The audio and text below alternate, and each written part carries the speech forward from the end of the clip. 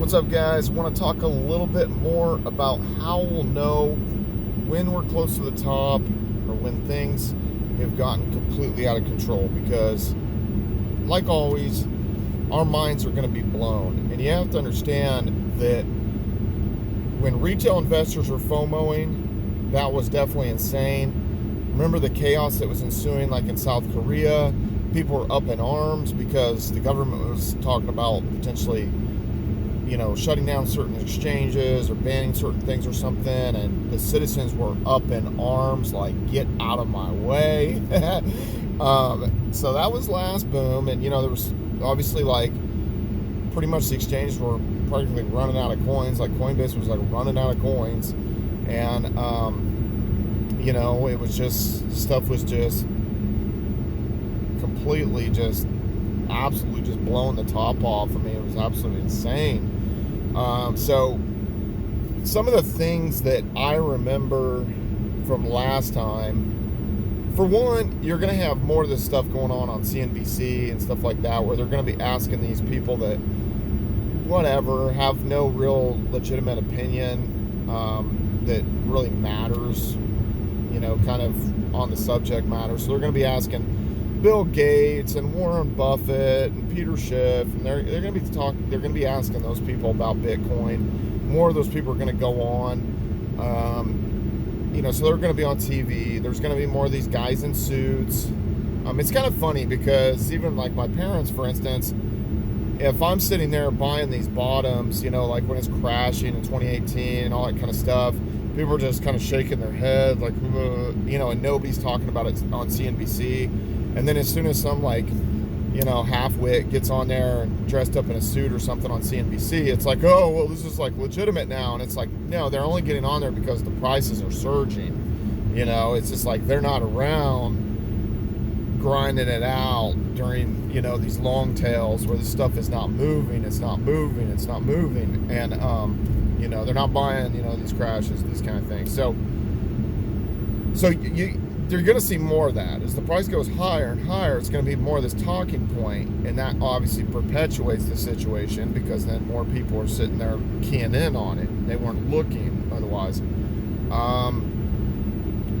So another thing that happened is I had a friend that got on a flight, in the United States, and they literally, on the little screens on the flight, there was like a Dash commercial. And he told me that. I was like, what? But I guess it was some proposal or something that somebody put forth, and they did that. And Dash actually did like a really good job of marketing last boom cycle and using their proposal system to really kind of get the word out there. And Dash went clear up to like $1,400. That was insane. And the master nodes were worth like a ton. So that was insane. Got a roller pig over here scouting out, trying to hide. But anyway, so that was definitely one of the things. That was definitely one of the things that they were doing, the commercials and stuff. Another person told me that they got on a flight and there were some people like kind of in the seats kind of next to them that were talking about Ripple, talking about XRP. And I was like, what? Like, and it actually blew my mind. And then I was just like, then I noticed obviously like all the gurus and stuff, where anybody who had any sort of like business channel on YouTube started talking about Bitcoin. And then I was like, these pranksters that I used to follow, like Twins TV, that were like up in Seattle, suddenly they were, it would be like something they would interject, like, oh yeah, and buy Bitcoin. And so it's like everybody couldn't help but talk about it who didn't normally talk about the stuff. I think Philip DeFranco was even like suddenly telling everybody about his affiliate link, with Coinbase, and talking about Bitcoin Cash. And you're like, wait, what? Like Philip DeFranco's talking about that. So it was definitely out of character. Everybody just started talking about it. Same thing is going to happen this time. Like everybody in the Brothers is going to start talking about it. And let's just pretend 4% of the world population owns crypto. Obviously, it's going to increase. And now that it's becoming more, it's more acceptable that large institutions or maybe government entities are going to like buy crypto, at least expose themselves at least partially to it. I mean, just think what happens when, you know, some of these nations end up FOMOing into crypto. I think like Belarus owns like a lot of Bitcoin. I mean, Venezuela is buying up a lot of Bitcoin. Actually, their military is mining it, you know. So you start hearing these things, you're like, what? Like they're actually doing commerce, you know, with other countries and stuff with Bitcoin, the Venezuelan government, because they've been sanctioned by like the United States, and you know they have these currency wars and stuff. So the quickest way for a smaller economy to kind of level up would be to trade in their fictitious fiat money that they fictitiously created out of thin air and trade it in for the hardest asset on the planet, which would be these cryptos, you know, trade it in for Bitcoin, Litecoin, Ethereum, all the stuff. So I think you're going to see that more and more, and obviously even fractions of their holdings, small percentage of their holdings going into that, or companies doing that, putting it on their balance sheets, all that kind of stuff. It could just go insane. Like, and every time it blows our minds. Like 2013 blew our minds, 2017 blew our minds. It was just like, you're thinking, okay, this could go to 10,000. It goes to 20,000. It was like, whoa. And then obviously like XRP went up 40,000%. You know, you're looking at these kind of gains. Some of this stuff happened, you know, and even if you draw it out in a smaller time frame and stuff, to really make it, I mean, you know, and again, we've been patient. See what happened with Doge. Shot up, caught a really solid ride. There could be still more left. It could run. Who knows? It's really hard saying. Maybe Elon is buying up Doge to be the currency on the Mars colony. Who knows? Wouldn't put it past him. Just having fun, you know. And so you're gonna know, everybody's gonna start talking about this. The networks are gonna bog down. Like to send like $10 worth of Bitcoin, it's gonna cost you like $100 to send it, because of course Bitcoin should have scaled in 2014. It didn't. And you know, it's actually pretty ridiculous. So suddenly it almost gets to a point where you almost have to put the Bitcoin on the exchange practically and kind of let it hang, because when things really get heated up, you're not going to be able to move it. Same thing with Ethereum. You're not going to be able to move it. I mean, really, the gas fees are going to go through the roof, and it isn't going to make any kind of sense to move this stuff around, unfortunately.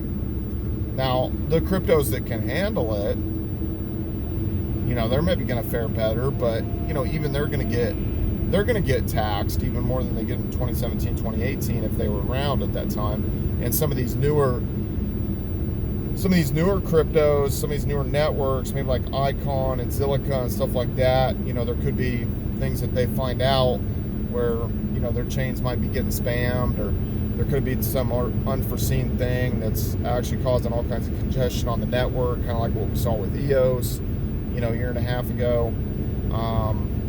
It's just really hard to say. And then there could be tons of money to be made actually, you know, let's say buying, you know, doing the resource exchange or something on EOS. So profitability of doing that kind of stuff and engaging in these networks are going to get higher. And then obviously staking rewards on these networks is going to seem that much more like insane. Like where, let's just say if someone has like what would have been a negligible amount of coins maybe like a year and a half ago that wouldn't have been life-changing money or something, like maybe they had a couple $1,000s worth of coins, what's going to happen is the price is going to go up so much that just by staking that and earning, let's say, you know, 5 to 10% or something on those coins, it's literally going to be like, you know, netting you like $100 a day kind of thing in rewards. It's going to be like that the passive income is going to seem absurd, and then people are going to chase that, like, oh wow, like if I put my money in that, I can make $100 a day passively. And it's like, well, yes, but that's not going to last very long. It's kind of like the mining rewards. Like, you can make a lot of money mining Bitcoin right now, but the people who are jumping in and trying to buy these miners and trying to buy a bunch of GPUs and stuff, they're too late to the game. You needed to buy into it like a year ago, maybe even more, and then kind of got your whole like mining farm set up, and then you have like a good like kind of year and a half maybe runway, and then when these prices like peak out, that's the time you need to sell those GPUs, sell those mining rigs, sell it like when you think that the price is peaking out. Let's say if that's in the fourth quarter of 2021 and stuff's getting crazy, overheated and everything, and your mining equipment seems to be earning like an absurd amount each day and stuff, that's when you need to sell it and let everything fall back to earth. And then, you know, if you want to get back in mining again a year and a half after that, 2 years after that, then that's when you kind of rebuy in with equipment and stuff like that. You try to ride through some of these bear markets trying to be full-time crypto. Maybe this time's different, but man, I thought it was going to be different this last time. But being quote-unquote full-time crypto, you know, getting 200 views on YouTube videos, you know, obviously everybody was losing money mining. It once again kind of showed me that, you know, the bear market was just as bad almost. I mean, it wasn't quite as bad. 2015 was bad, and part of it was because of just the kind of situation I was in personally, but 2015 was bad.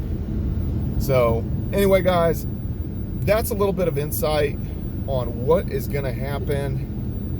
And when we know, you know, when the Google Trends thing goes parabolic, it gets close to kind of 100. We'll kind of detail that more in the future. But, you know, when that's up, everybody and their mom is talking about crypto. You're seeing it all over the TV.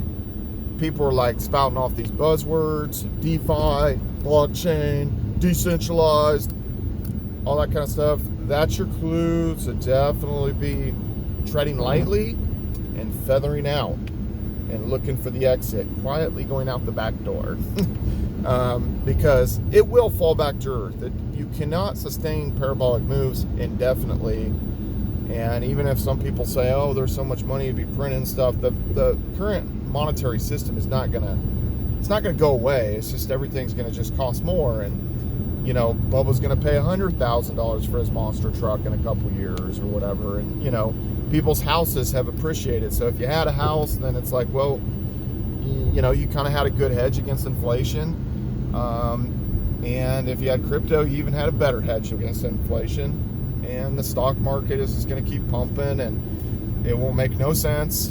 You know, it'd be literally like companies that have no earnings and have lost money for 5 years, you know, would be worth billions of dollars, you know, kind of thing. It'd just be that kind of thing. So anyway, that's a little bit of insight. And are you guys seeing family members and just kind of like Joe Blows and people you haven't heard from, you know, for 6 months or a year, reaching out to you, asking you questions about crypto? Just kind of wondering. Leave a comment down in the section below. Please subscribe to the YouTube channel and follow me on all social media at Brian Phobos. YouTube, Instagram, Steam it, Twitter, Hive, Publish 0x, DTube, everywhere else. See ya.